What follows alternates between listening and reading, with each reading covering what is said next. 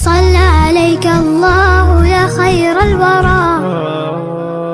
تعدد حبات الرمال وأكثرا.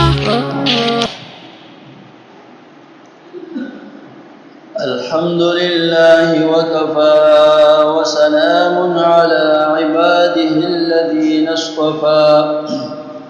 أما بعد فأعوذ بالله من الشيطان الرجيم. بسم الله الرحمن الرحيم.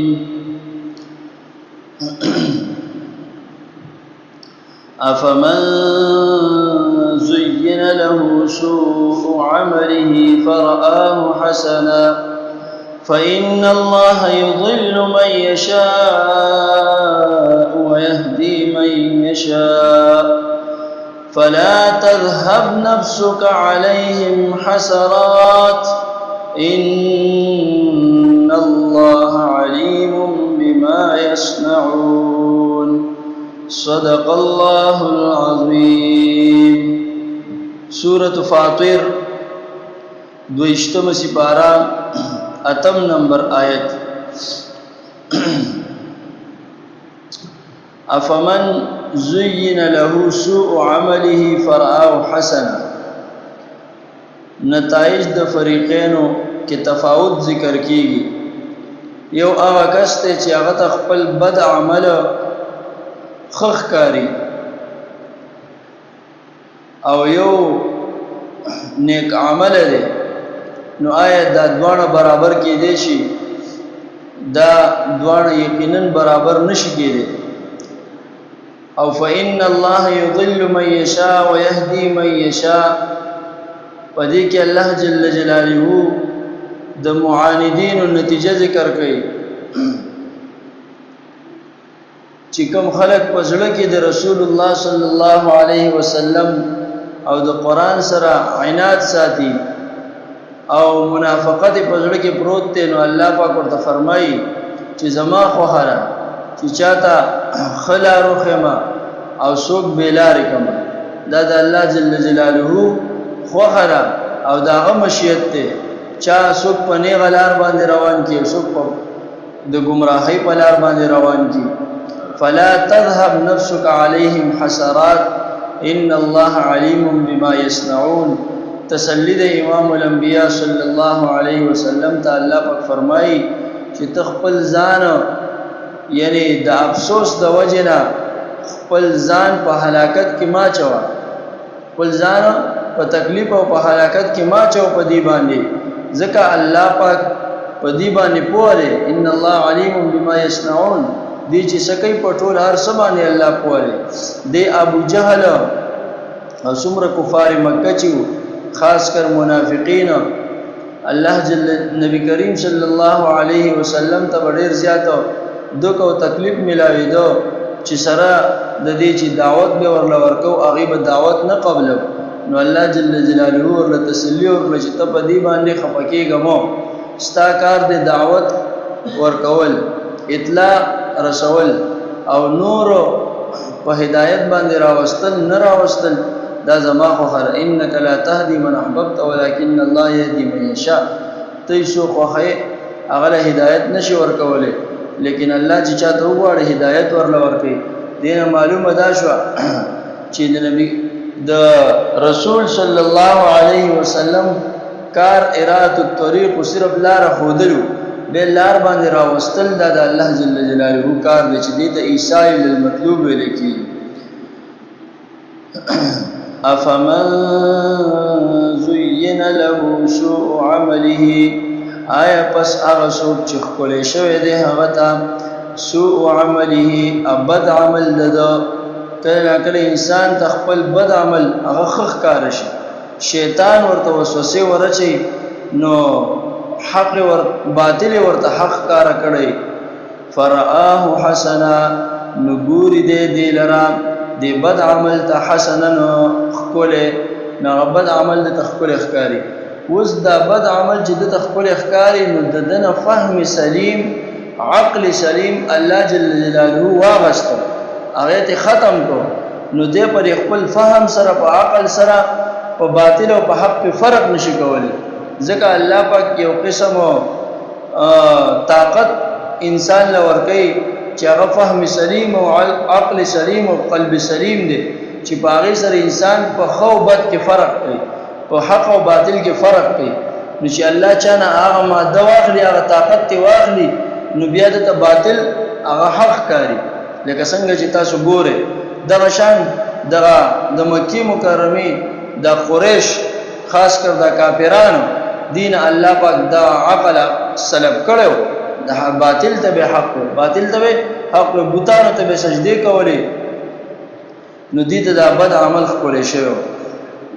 خو یو خبره یاد ساتل پکار کله نه کله انسان یو بد عمل کوي یو حرام کار کې مبتلا نو دا حرام کار د خو محسوسيږي نو دا ګناه ده دته ګناه ملاويږي د په کافر کیږي نه خو کچري توبې نه بغیر مړ شنو د سزا مستحق دي او همیشه په جهنم کې نه بلکې سوق په جهنم کې به جنت ته راوځي دا زمونږ عقیده ده او کو توبې وستا نو امید ده چې الله بدل سزا نه ورکړي او کچري یو سړی په حرام کار کې مبتلا و خدا عقیده ده چې دا حرام کار حلال نو دی عقیده سره دی بیا کافر کیږي دی مرتکب د ګناه کبیره نه دی بلکې چون کې د حرام ته حلال وي او د عقیده خپل بدل کړه حرام حلال اول حلال حرام اول نه چا کار دی دا د الله کار دی او د خپل دا کار په خپل سر باندې واغستو حرام ته حلال وي یا حلال ته حرام وي نو د اهل سنت والجماعت مسلک او عقیده ده چې دې سره انسان کافر کیږي د تحلیل او د تحریم دا مسله ده د الله سره نو کچري یو پارلیمنت کې دا کار کی چیرې دا شی حلال کو که حرام کو نو دا ناجائز کار کی شراب دی شراب قطعا حرام دی دا د الله فیصله ده اوس ته په دې باندې اوټه چیرې دا اوس حلال دی که حرام دی پاک دی که ناپاک دی پابندی به ولګي که ونه لګي نو دا هوتا د خدای فیصلو هغه ذمہ په خپل سر واغستا حالانکه دا په فیصله د چا کار دی دا د الله کار دی نو ګوره دغه ځکه انسان بیا د ایمان نه خارج کیږي او کچره د عقیده ده چې دا بد عمل دی خو بس د ته محسوسيږي دا ټیم کې د مرتکب د ګناي کبیره په توبه سره معاف کیږي افمن زين له فساسو چې خپل شوی د تسوء عمله بد عمل لده فرعا حسنه دې تخغوري فإن الله يضل من يشاء يقينا الله تعالی گمراه کوي منا سوچ واړي ويهدي او رهنمای کوي او خلا رخای من اچا ته يشاء چې واړي نو فلا تذهب نفسك عليهم پست هلاکت کې ما جواب په تکلیف کې ما چا خپل روح عليهم پدی باندې حسرات د افسوس د وجنا حسرات مفعول مطلق دی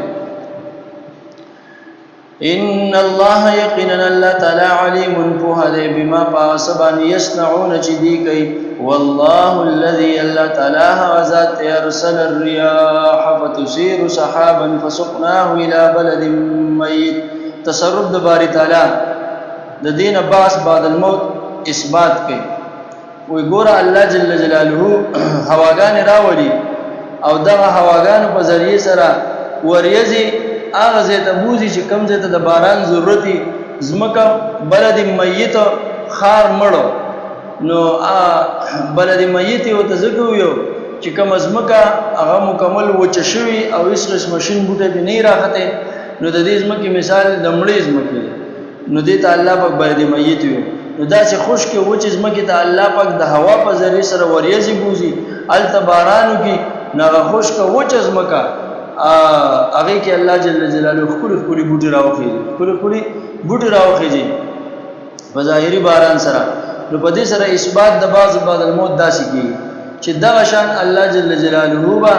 د قیامت په ورځ هم د انسانانو د زمکه نه راپورته کی څنګه چې دا دانه د زمکه نه راوخی جوړي دلته تصرف د باری تعالی په دې باندې الله قادر دی نو الته باغې باندې الله قادر دی چې د انسانان د مر نه بس دوباره را ژوندۍ کی دوانه د الله دایره د قدرت نه خارج نه دي الله چې څنګه په دې باندې قادر دی باغې باندې قادر دی او روایت کې راځي ابن عباس رضی الله تعالی عنہما فرمایي او تفسیر مظهری کی دا روایت ذکر دی چې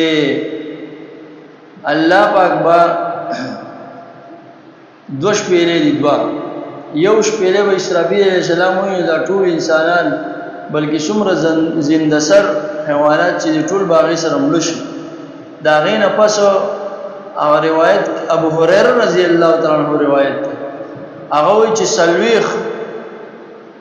د هغې نه پس به بیا څه کېږي بل شپېلې والي کېږي صحابو تپوس کو 40 نه څه مراد دی 40 نه څه مراد دی 40 ورځې وی غلی شي وی زه دې باره کې څه نه وایم بیا د تپوس شو وی 40 کاله وی نه دې باره کې ما د خپل محبوب نه څه نه دی اورېدلي نو یې زم پکې څه نه وایم نو 40 کاله دي 40 ورځې دي څومره دي دا الله په علم کې ده او 40 ورځې یا 40 کاله پس په بل شپېلې والي کېږي دې درمیانه وخت کې به یو باران وشي او داسې د ټینګو اوبو باران دی ټینګې داسې بیخي ټینګې داسې اوس چې کوم بارانونه کېږي داسې اوبه به نه وي مایا بلکل ټینګې اوبه به وي د هغې باران به وشي یا 40 ورځې یا 40 کاله نو د هغې په ذریعې سره به الله پاک د انسانان د ځمکې نه رازرغون کړي په دې انسان په دې جسم کې یو ځای دی د ملا د تیر اخیری حد دې ته سپینل کارټ وایي انسان ټول خاور شي خو دغه اخیره د ملا د تیر د اخیره حد دغه شیزه نو دغه نه خاور کی دا د انسان تخم دی نو څنګه چې دا زمیدار په پټي کې شو کوي تخم کوي په خاور کې پټ کی باران سره الله را زرغون کی نو کم انسان چې په کم ځای کې دی د ذرات چې په کم ځای کې دی هغه د قبر دی اگر چې د قبر ظاهري صورت نه ښکاری خو چې د انسان د جسم ذرات په کم ځای کې موجود دی هغه دغه ځای د انسان دپاره څه دی قبر دی نو الله پاک په دغه بارانو کې نو څنګه چې الله دا فصل راخیږي د ځمکې نه داسې به د انسانانو یې راوخیږي او دی به د بوټو په شان داسې نیغ نیغ ولاړي وی بیا چې کوم جنتي خلک نو د جنت نه به د هغې روحونه پرواز وکړي او هر روح په خپل جسم ته ځان رسوي هغې کې به حلول وکړي او مخکې خو صرف تعلق وکړه اوس به ته روح مکمل راشي او چې کوم جهنميان جهنم نه به د هغې روحونه پرواز وکړي او هغه روحونه به د هغې جسمونو ته حلول وکړي دغه شان به بیا د هغې اسرافیل او دا روحونه چې پرواز کوي دې دپاره اسرافیل علیه السلام دویم شپېلې وایي ښه دا کې دا خبر نه پاتې شو دویم شپېلې به بیا ووالی شي نو هغې سره به د جنتي روحونه جنت نه پرواز وکړي او د جهنم روحونه جهنم نه او دې جسمونو ته به ځان راورسوي نو الله پاک په دې سره اثبات د بعض بعد الموت کوي والله الذي الله تعالی ذات ارسل الرياح چې را لېږي هواګانې فتثير سحابا نبوز وریځې فتثير نبوز دا وریځې فسقناه نو مونږه راوړو د دینه د دې وریځونه الى بلد میتنا نو مونږه سیراب کو په دې وریځو سره الى بلد میتنا هغه مړ ښار یعنی هغه ځمکه چې هغې باندې هېڅ قسمه فصل نشته دی نو فاحیینا به نو مونږ ژوندی کو په دې سره الارض ځمکه بعد موتها پس د مرګ د دینه بعد جفافها پس د وچېدو د دینه فاحیینا به دی به کې دا ضمیر دی صحابن ته راجع دی به کې ضمیر معن ته راجع دی اوبو ته نو دا اوبو سبب د څه دی دا اوبه راځي په څه سره په وریځو سره او دا وریځې په څه رالی په هواګانو سره رالی نو دا ضمیر راجع دی اوبو ته یا دی صحابن ته راجع دی نو صحابن دا سبب د اوبو دی صحابن څه دی دا سبب د اوبو دی نو ضمیر راجع شو سبب ته په مراد ته مسبب دی چې اوبه دی اوبو نو په هغې سره الله پاک وایي دا ځمکه موږ را ژوندی کو پس د وچېدو د دې نه نو څنګه ترکیب چې الله دلته په دې دنیا کې کوي زموږ سترګو وړاندې هر څه کېږي وایي کذلک النشور همدغه رنګې دوباره راپاڅول دي کذلک النشور همدارنګې النشور دوباره را ژوندي کول دي نکتفي بهذا القدر پیره تر څنګه دا کافي ګرمي